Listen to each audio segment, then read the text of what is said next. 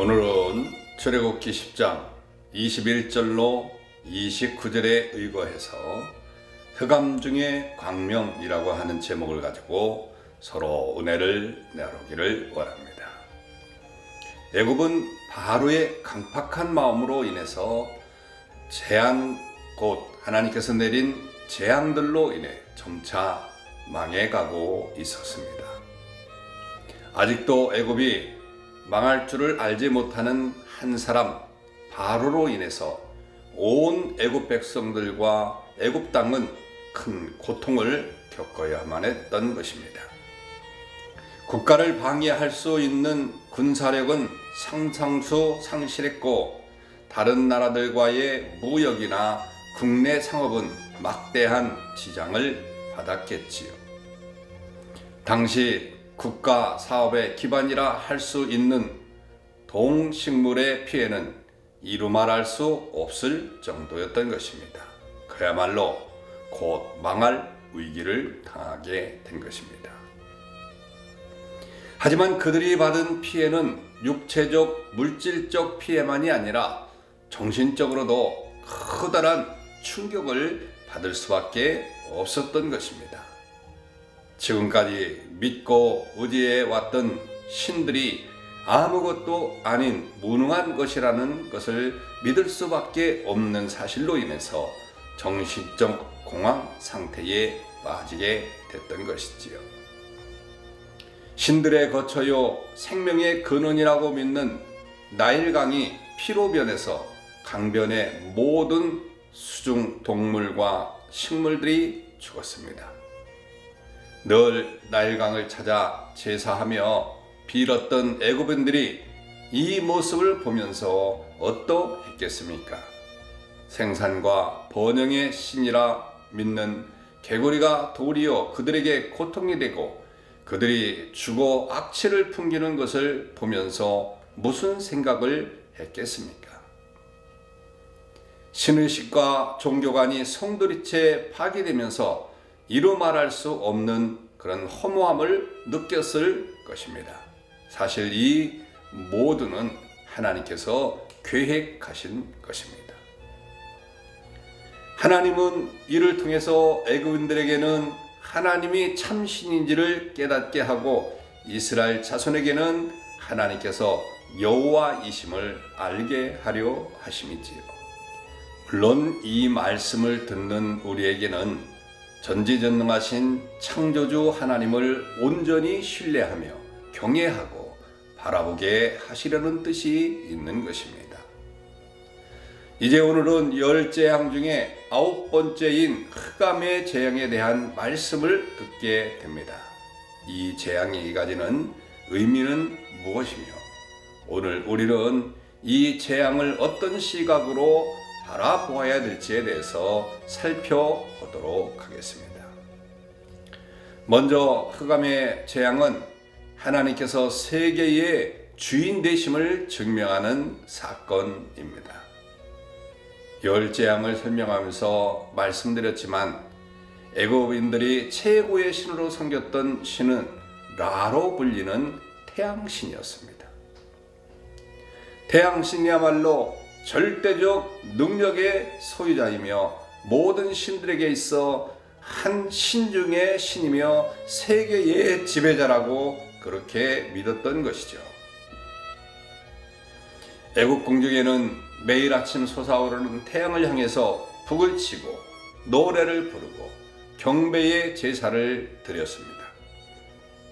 사람들은 신전 앞에 오벨리스크라고 부르는 거대한 사각형 석재 기념탑을 만들어서 태양신을 숭배하고 있었습니다.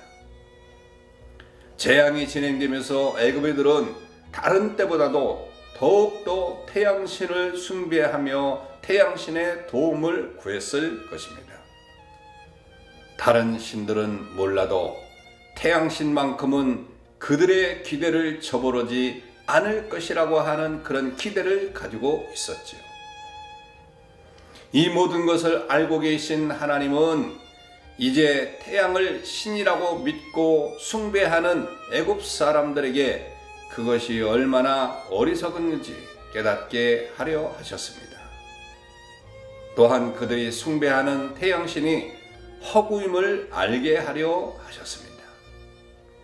그래서 하나님은 캄캄한 흑암의 재앙을 3일 동안 애굽 온 땅에 있게 하였습니다.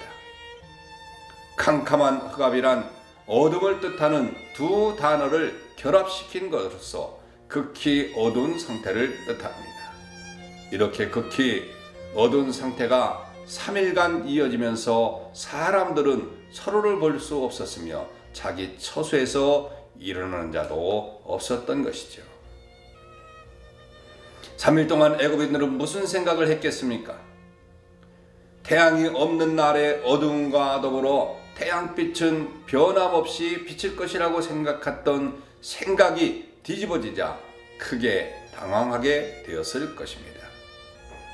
뿐만 아니라 그들이 주신으로 숭배하였던 태양신 라의 허구성이 드러나면서 더 큰 정신적 공황 상태에 빠지게 되었을 것입니다.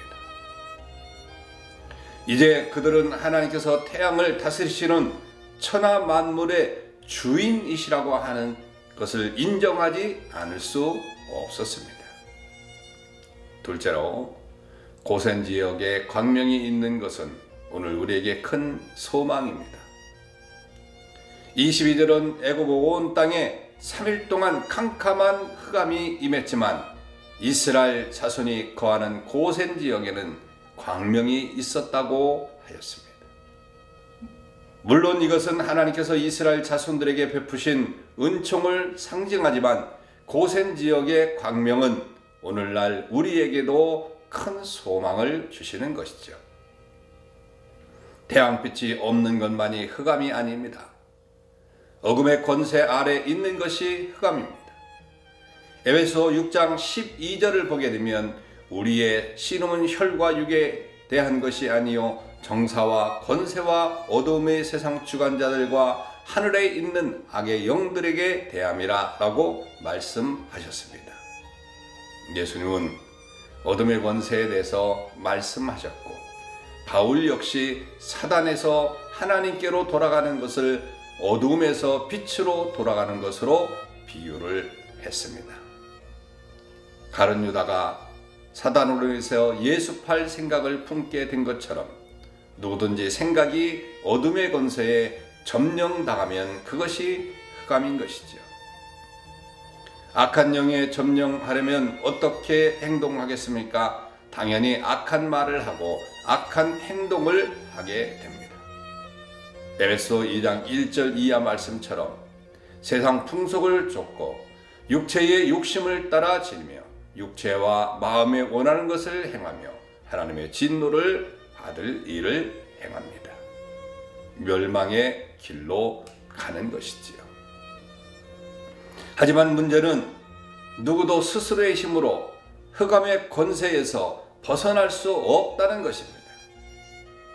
애굽 사람들이 흑암을 물리치지 못하였듯이 사단의 굴레에서 스스로 구원할 수 없는 그런 것이지요. 흑암에서 벗어날 방법이 무엇입니까?